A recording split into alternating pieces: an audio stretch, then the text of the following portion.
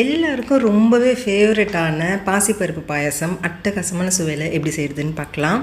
இதே போலவே நீங்களும் வீட்டில் செஞ்சு கொடுத்து பாருங்கள். வீட்டில் எல்லோரும் ரொம்ப விரும்பி சாப்பிடுவாங்க. அந்த அளவுக்கு ருசி ரொம்பவே சூப்பராக இருக்கும். இந்த ஹெல்த்தியான பாசிப்பருப்பு பாயாசம் செய்கிறதும் ரொம்பவே சுலபங்க. ஒரு 10லேருந்து 15 நிமிஷத்தில் இந்த பாயாசம் நம்ம ரெடி பண்ணிடலாம். நீங்களும் மிஸ் பண்ணாமல் ட்ரை பண்ணி பாருங்கள். வீடியோக்கு ஒரு லைக் மட்டும் கொடுத்துட்டு வாங்க. எப்படி செய்கிறதுன்னு பார்க்கலாம். இதுக்கு முதல்ல குக்கரில் 1 கப் அளவுக்கு பாசிப்பருப்பு எடுத்துக்கோங்க. எந்த கப்பில் பருப்பு அளக்குறோமோ அதே கப்பில் தான் நம்ம எல்லா இன்க்ரீடியன்ஸும் அளந்துக்க போகிறோம். இப்போ மீடியம் ஃப்ளேமில் வச்சுட்டு இதை ஒரு 3-4 நிமிஷத்துக்கு நல்லா வறுத்துக்கோங்க. பருப்பு கருகிடக்கூடாது. லேசாக லைட் கோல்டன் ப்ரௌன் கலரில் வந்தால் போதும். பாருங்கள், இந்த அளவுக்கு நிறம் மாறி வந்துச்சுனாலே போதும். இப்போ இந்த ஸ்டேஜில் ஸ்டவ் ஆஃப் பண்ணிவிட்டு குக்கர்லேயே இந்த பருப்பை நல்லா ஆற வச்சுடுங்க.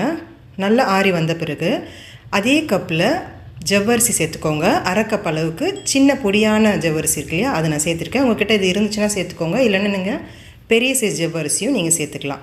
சேர்த்துட்டு ஒரு 2 தடவை நல்லா கழுவி எடுத்துகிட்டு வந்துடுங்க.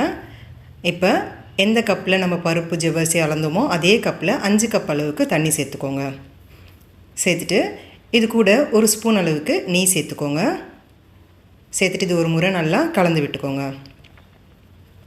கலந்து விட்டுட்டு குக்கர் மூடி வச்சுடுங்க. ஒரு 3லேருந்து 4 விசில் வரட்டும். அப்போ தான் பருப்பும் ஜவ்வரிசியும் நல்லா வெந்து வரும்.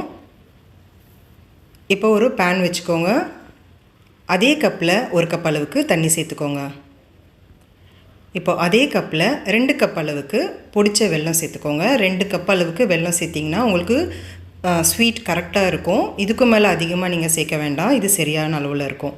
இப்போ வெல்லம் கரைஞ்சி வர வரைக்கும் இதை ஹை ஃப்ளேமில் வச்சு கொதிக்க வச்சுக்கோங்க. பாகுபாதம் எதுவும் கிடையாது. வெல்லம் ஃபுல்லாக கரைஞ்சி வந்தாலே போதும். இப்போ இதை ஸ்டவ் ஆஃப் பண்ணிட்டு தனியாக எடுத்து வச்சுக்கோங்க. இப்போ பருப்பு ஜவ்வரிசி நல்லா வெந்து வந்திருக்கு பாருங்கள். இப்போ இது லேசாக இதே கரண்டிலே நீங்கள் அப்படியே மசிச்சு விட்டிங்கனாலே போதும். பாருங்கள், இந்த அளவுக்கு நல்லா கொஞ்சம் குழஞ்சி மசிச்சு விட்டுக்கோங்க. இப்போ இதில் வெல்லத்தை வடிகட்டிட்டு சேர்த்துக்கோங்க. வெல்லத்தில் இருக்கிற சின்ன சின்ன தூசு எல்லாத்தையுமே வடிகட்டிடலாம். இப்போ இதை சேர்த்துட்டு ஒரு முறை இதை நல்லா கலந்து கொடுத்துக்கோங்க. நீங்கள் வெல்லத்துக்கு பதிலாக சர்க்கரையும் நீங்கள் சேர்த்துக்கலாம். ஆனால் வெல்லம் சேர்த்து செய்யும் போது ரொம்ப ஆரோக்கியமாகவும் இருக்கும், சுவையாகவும் இருக்கும். இப்போ நல்லா கலந்து கொடுத்த பிறகு அதே கப்பில் 2 கப் அளவுக்கு தேங்காய் பால் சேர்த்துக்கோங்க. இந்த தேங்காய் பால் சேர்க்கும் போது இந்த ஜவ்வரிசி பாயசத்தோட சுவை ரொம்ப நல்லாயிருக்கும். திக்கான தேங்காய் பால் தான் நான் சேர்த்துருக்கேன். அடுத்து இது கூட ஒரு பிஞ்ச் அளவுக்கு மட்டும் உப்பு சேர்த்துக்கோங்க. உப்பு சேர்க்குறதால ஸ்வீட்டோட பதம் உங்களுக்கு கரெக்டாக உங்களுக்கு இது எடுத்து கொடுக்கும். இப்போ இது ஒரு முறை நல்லா கலந்து கொடுத்துருங்க. ஒரு 2-3 நிமிஷத்துக்கு இது நல்லா கொதி வரட்டும். இது கொதித்து வரதுக்குள்ளே ஒரு தாளிப்பு கரண்டியில் ஒரு 3 ஸ்பூன் அளவுக்கு நெய் சேர்த்துக்கோங்க. ஒரு 10 முந்திரியை பொடியாக நறுக்கிட்டு சேர்த்துக்கோங்க. கூடவே கொஞ்சமாக தேங்காயை நல்லா பொடியாக நறுக்கிட்டு சேர்த்துட்டு நல்லா வறுத்து விட்டுக்கோங்க. நல்லா லைட் கோல்டன் ப்ரௌன் கலரில் வர வரைக்கும் வறுத்து விட்டுக்கோங்க. நீங்கள் தேங்காயை பொடியாக நறுக்கிட்டும் சேர்த்துக்கலாம், துருவிட்டும் சேர்த்துக்கலாம். இந்த அளவுக்கு நிறம் மாதிரி வதங்கி வந்த பிறகு இதை தனியாக எடுத்து வச்சுக்கலாம். இப்போது பாயாசம் நல்லா ஒரு 3 நிமிஷத்துக்கு கொதி வந்துடுச்சு. ஒரு முறை கலந்து கொடுத்துக்கோங்க. பாருங்கள், பாயாசம் நல்லா திக்கான சரியான பதத்தில் இருக்குது. இப்போ இந்த ஸ்டேஜில் ஒரு 1/2 ஸ்பூன் அளவுக்கு ஏலக்காய் தூள் சேர்த்துக்கோங்க.